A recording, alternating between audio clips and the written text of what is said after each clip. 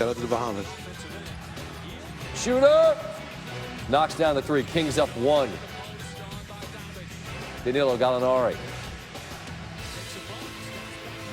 works his way to his spot, ties things up. Healed. A rare pass. Bogey!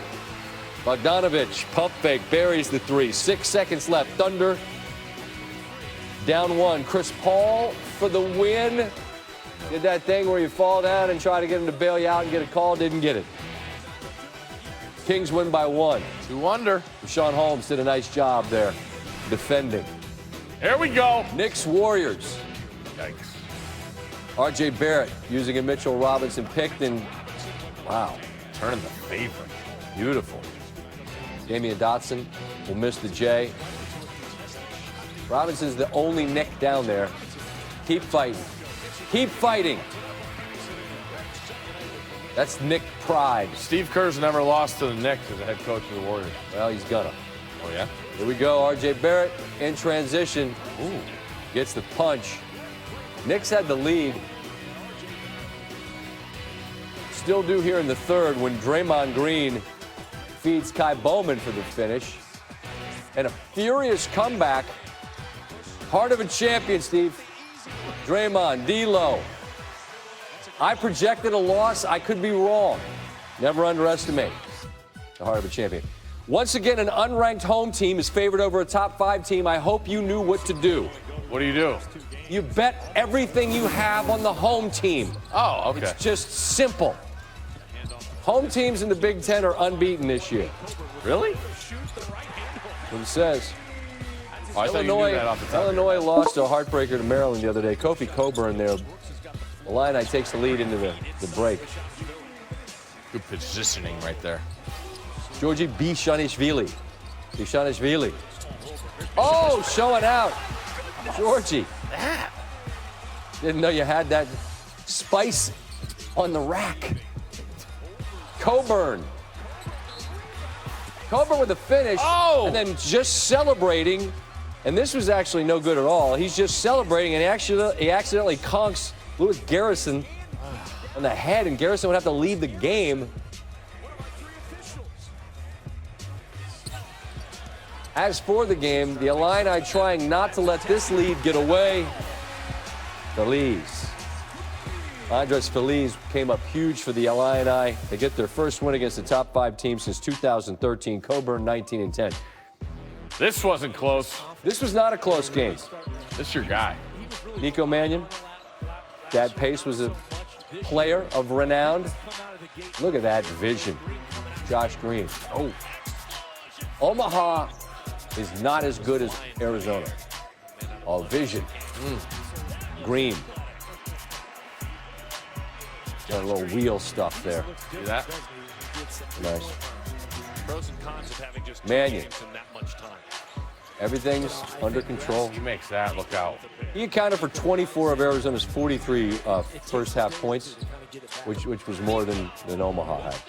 He finished with 13 points and 11 assists. And Arizona won by 50. Just 50. 50. Anyway, you got a Creighton shirt there, huh? Yeah. All right. Stanford Steve's alongside. Wrong with Creighton. Nothing's wrong with Creighton. It's just like your gear has become like a where am I? What shirt Steve wearing? I feel like that's a new bit too. Oh. That'd be a better bit than some of these submissions we got this week. What's the matter? People, you just. Well, let's go. Let's show people. There's a certain. What? Right now, this happens a lot where there's several. A mustache involved? Yeah. What if you had a mustache? Never, but that. Come on. Never. Come on, people. Draw it right there. Draw the mustache on Scott. That's fine. But it's weird how a lot of times it's like the Matrix where I'm more. I mean, this isn't close. Well, The guy on the left's way older than you, and the other guy's got facial. They get so much worse than this. What's going on? I don't know. Next. All right. Next. Oh, There's the logo. We like the logo. Heading to Chicago, I'd have been happy to go to Chicago. I have a great affinity for the city of Chicago. Only in the summer, though. Greatest summertime city in America. Winter, it gets a little dodgy, but let's be honest. Winter's dodgy a lot of places. The logo there. Guy needs to get the Bic out there and tighten that up on the sides. That's not bad, though. Mondays. Oh, there we go. On the give me the dice. You know what? I'm not a dice guy. Or Tight jeans? Nah, you know, that's those white jeans, tight jeans. Neither are. Not you. No, I'd say that's not great. What's that guy's like 5'6"? Shorter, No tight offense to jeans. 5'6". Also dice. A hot table, nothing like it in the world. Dollar yo, but not a dice guy. All right. Oh, here we go. I mean, am I allowed to say it? Like, what is that? Like, I'm not. I've been in my ear. My producer's What were you screaming gonna no. say? Well, they showed me earlier. Who's it rhyme with? Just that's someone's No? office party. Okay. Just everybody that's going to have office parties, Oh. just keep yourself together. You got to work with these people. Don't stay till last All call. right. Now here's what we're talking about. Like what is this? What the? Ryan, you loaded this up. You took a picture of the poker dealer, and you're like, you know what I'm going to do? I'm going to send this to Van Pelt. Who the hell is that? Because it ain't me. All right?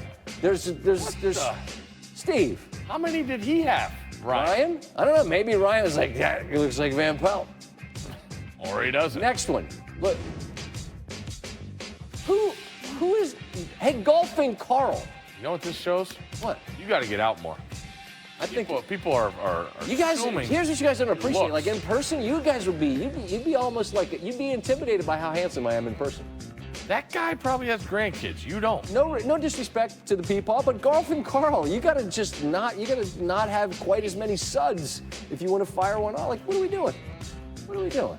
Don't disrespect my man. That's what I'm saying. Steve, handle it from here. I'm done speaking. Enough, people. Tighten it up. Hey, LA, you guys are up next, and you got a hell of a third baseman coming to town, Anthony Rendon, teaming up with Mike Trout. That's almost like Lyndon Neal, almost as good. Into sharing the love or sending it. It is a beautiful thing to see this brother back. Watching for the Battle of LA. Or for the Beast of the East. Lakers Heat. Clippers Wolves. They gained, and getting deep in the playoffs is something that will serve them well, and there you go. They've got the most points in the West. All right, we will see you on Thursday night. Enjoy the day. Play. Back in town for the first time since the Raptors won the title. First impressions last. Toronto will never forget. That's at the shoot-around early Wednesday. Look at the crowd. And then it's time to get your ring. Fans, please welcome back Kawhi Leonard! That was cool, man. I got chicken skin watching it the first time, also hearing it the second time. The Raptors were strong early, but faded in the second quarter. Clippers outscored them 37-14. Leonard on Kyle Lowry. By the way, Kyle Lowry and Serge Ibaka combined to go 1 for 16. You're not going to beat anybody doing that. Zubac from Leonard right there. And then the three-pointer by Leonard. Clippers were up 18 at the half. The Raptors would get to as close as 5, but Leonard and the Clippers, too much, and one right there. Leonard had 11 in the first, finished 23 for the game. Clippers, 7 players in double figures, went at 112-92. It was great. It was a great moment. They did a great job putting it together, and having all the players out there that wanted with me, standing there and presenting me the ring. It was great. It was well deserved. He helped his franchise do amazing things, and he got his ring, and I think he was pretty happy with it.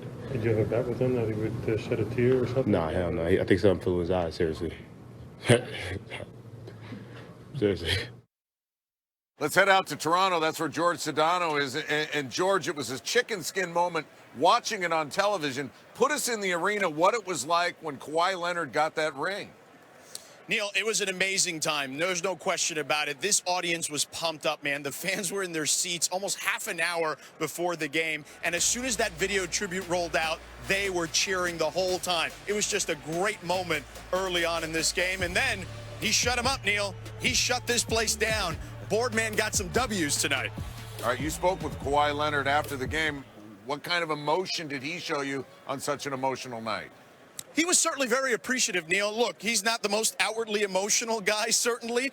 But again, he certainly saw the way the audience treated him here, the way the fans treated him. He even told me before the game today that as the bus was coming in to the arena, that he was riding down the same streets where they had the parade, and he was having some flashbacks. So I do feel like this certainly was a touching moment for Kawhi. Yeah, it looked like he may have wiped a tear away real quick right before he got the ring, but that has not been substantiated. Now, listen, the Raptors wore their throwback jerseys with the dinosaur. You wore the turtleneck, which some would say is kind of a prehistoric look. What was your inspiration there? Because you got a little TB12, a little Kobe Bryant, maybe even a little Paulie Walnuts going. And let's not forget The Rock, of course. The Rock has an infamous picture from the 90s or whatnot where he's wearing the fanny pack, too. So I feel like all those guys were my inspiration, including our guy Jalen Rose, who wore one on Countdown the other day. So I took the fashion risk, and I think it worked out. I think absolutely. Mr. Blackwell will approve. George Sedano, always good, buddy. Yes, sir. All right, let's move on to the beard. James Harden had himself a game yet again. Rockets and Cavs. There is James Harden, less than a minute into this one. He just sets the tone when he buries the three. Russell Westbrook helping him out in transition. There'd be more where that came from. In the second hour, Rockets up one. Harden working on Kevin Porter Jr. Harden had 24 points at the half on 9 of 16 shooting from the field, 4 of 8 from three-point range. Rockets had a 7-point lead at the break. Late in the third, Harden on the bench, and the Cavs would go on a huge run. Matthew Dellavedova finding Jordan Clarkson for the alley-oop layup.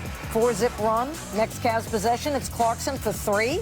It's a 7-0 run for Cleveland. They trailed by 6 entering the fourth. Harden checks back in the game to start the fourth. Good move, Rockets. Cavs run now 9-0. Porter Jr. hits a 3. It's now a 12-0 run. I mean, the Cavs looking to avoid an 8-straight loss. Porter Jr. deflecting a Westbrook pass. Larry Nance Jr. gets a hold of it. But Porter Jr. ends up with a layup here. What is going on, Neil? It's a 16-0 run now. Ensuing possession for the Rockets. Harden double-teamed. He deflects it off P.J. Tucker, and Jordan Clarkson brings it up. He'll find Porter Jr., and the Cavs are going to get all full of themselves because they're on a 19-0 run. The fans in Cleveland going nuts at this point because it's a 22-0 run. Porter Jr. make it 24-0. The Cavs scored 24 unanswered points, the most since 2009, and now they lead by 11. But James Harden would respond. Down 9 are the Rockets. This wasn't going to be easy, and Harden felt it. So he hits the step-back 3, his 40th point of the night. Under 5 minutes to play now, 7-point game. Harden another 3. 48th point for James Harden, the 4-point game. It's now a 1-point game. Harden, 10th three-pointer of the night. Rockets own the lead. Harden's 10th 3 ties the franchise record for threes in a game. It was also Harden's 51st point of the night. Clint Capella finds Harden, give it to him all the time, all night. Rockets up 1. The ensuing Cavs possession, it's Clarkson. They just don't know how to win of late. Lost the handle. Harden found it. Finds P.J. Tucker, who drills the 3. Rockets win by 6. 55 points for Harden, tying a franchise record with those 10 three-pointers in the game. Well, this was James Harden's 22nd career 50-point game. But this one, get this, was unlike any other. He attempted just 5 free throws, tied for the fewest in NBA history in a 55-point game, and by far his fewest in the game. He scored at least 50. Coming up on SportsCenter from